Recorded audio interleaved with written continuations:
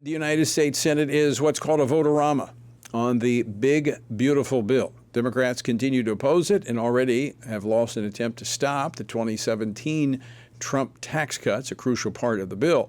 The White House earlier today said that the president would be meeting with Republican congressional leadership as the voting goes on. So what is the outlook right now for the big, beautiful bill that's lost some of its luster? Well, joining us now, Congressman Greg Steube. He serves on the House Ways and Means Committee. He represents the 17th Congressional District of Florida. Congressman Steube, welcome back to Washington Watch. Thanks for taking time to join us. Hey, Tony. Thanks for having me. All right, you've watched the process over the weekend. The current status of the bill, your thoughts? Well, obviously, they're going through all these different amendments in the Senate side, so we're not going to see the results of the cumulative bill until they get through that. We're being told there's going to be a manager's amendment, which will be a big comprehensive amendment at the very end that would amend the majority of the provisions of the bill. The Parliamentarian has struck a lot of the provisions that the House had sent over that were conservative provisions that would have cut illegal immigrants, for example, of getting Medicaid funding and these type of things that obviously conservatives in the House supported. So we'll have to wait and see. It seems as though the expectation is the Senate will pass it either late tonight, early in the morning, and then we are due to go back to the House. I'm going to fly up tomorrow, and then it'll be a vote probably Wednesday morning around 9 o'clock. So some of the other items that the Parliamentarian in what's called the bird bath washed out, there was a defunding of Planned Parenthood. That's been reduced to simply a 12-month defunding of Planned Parenthood. Something that you have worked on hard in the House has been the issue of gender. All of the gender transition issues that were in this bill kept taxpayers out of that. That's all out of the present bill. How hard do you think it's going to be for the House to take this bill as the Senate currently has it? And I know there's going to be some manager amendments, but I'm told that those provisions are not going to make their way back in. Yeah, it's going to be tough. I mean, it's pretty tall order for the Senate to be able to upset conservatives and moderates on both sides of all these different issues moving forward.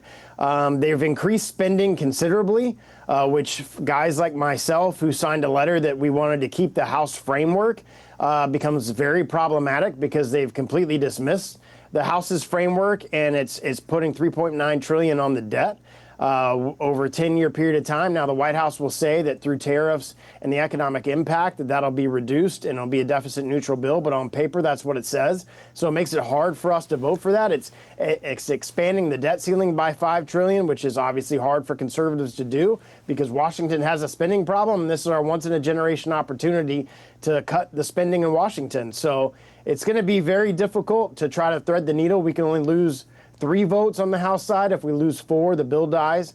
We know that Massey is going to be a no. All of us are kind of waiting to see what that manager's amendment is going to look like and what it's going to look like when it comes over before we start making our decisions. But the bottom line is I don't want to be in the way of tax cuts to the American people. If this bill does not pass, the average family of 4's taxes are going to increase to like $3,500 a year. You're going to see small businesses' taxes increase by 20% through the 199A deduction. So this is a huge economic bill as it relates to tax cuts, making Trump's Tax Cuts and Jobs Act permanent. The American people have asked for this by voting for President Trump and getting him elected, and we have to deliver for them. Agree with all that you just laid out there, but let me ask you, Congressman Steube, do you feel like the Senate is jamming Republicans by not really fighting the Parliamentarian on some of her rulings? Yeah, I've asked for her to be fired. I don't know why you would be the Republican leader of the Senate, and have a parliamentarian who was hired by Harry Reid 12 years ago, over a decade ago.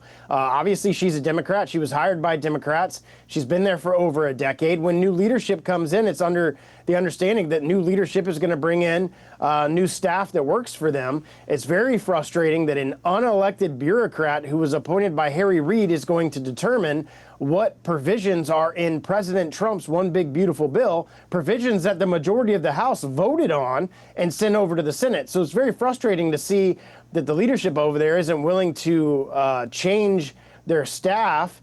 But Thune has said that he's sticking with her, and the optics, quote unquote, would look bad. But we got elected by the American people to get a job done, and you have an unelected bureaucrat that's kind of standing in the way of these different provisions, which is very frustrating for myself and very frustrating for a lot of the majority of the House. So, again, the Republicans in the House have to take what the Senate sends over, even though they didn't really fight for the core values and the core principles, the core elements that were in the House version. Do you think there's the possibility that there is a little bit of a ping pong match, that the House maybe tweaks it and sends it back over? Yeah, we don't have to take it. We can obviously make our own changes again, but those changes will go back to the Senate. And then the question will be, is the Senate going to be able to pass it again? Obviously, the president doesn't want this thing to ping pong. He wants to have a bill signing on July 4th for his Tax Cuts and Jobs Act, making that permanent for the American people and the things that he campaigned on. So any change that the House would make would cause the bill to go back to the Senate. Any type of conference, whether it be formal or informal, would not make the timeline that the president wants. Obviously, it's a timeline that he has set up. We don't go back into recess until August. We're there the next 3 weeks of July. But that's the timeline that we look at. Any change on the House side, we'll send it back to the Senate.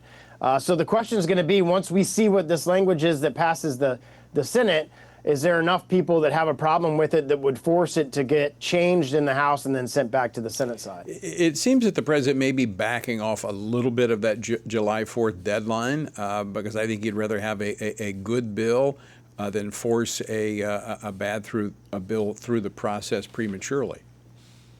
I would. I mean, I would support going into a formal conference. I came from the state legislature in Florida where the House came up with a bill, a Senate came up with a bill, you went into conference, you worked out the differences, and the product got sent back down to both of the chambers. I certainly think it would be a better product for the American people, but obviously that's going to take time, and you never know what you change on one side or the other is going to affect other senators or other House members' positions because you have such a slim majority. We can only lose 3 in the House. They can only lose 3 in the Senate. It becomes very challenging politically to get that done. But right. I would err on the side of taking the time necessary to make sure that we get this thing right. I think part of the concern may be that the Congress is going into a break. People go back home. You get some of this, we've seen some of the fabricated town hall meetings before where, people turn out and put this pressure on some. You're right, with such a slim majority, I think the leadership may be a little hesitant to send people back home for a week or so before there's a vote. Well, we're up there in the next 3 weeks, but leadership has made it very clear that we're going to be voting on this bill that comes from the Senate regardless of what it looks like. So whatever product comes out of the Senate, we're going to have a vote probably Wednesday is my guess. We're going to be voting on the bill if it passes the Senate on whatever that product is. Now, if there's more than 3 people that says no, they can't vote for it for whatever reason, then that would probably force some type of either informal conference or informal discussions, or they make the changes in the House and then we send it back to the Senate, but that'll jam up the timeline for this week. All right, Congressman Greg Steube, always great to see you. Thanks so much for taking time to join us today. We're going to be watching the process, obviously, very, very closely. Anytime. Good to see you.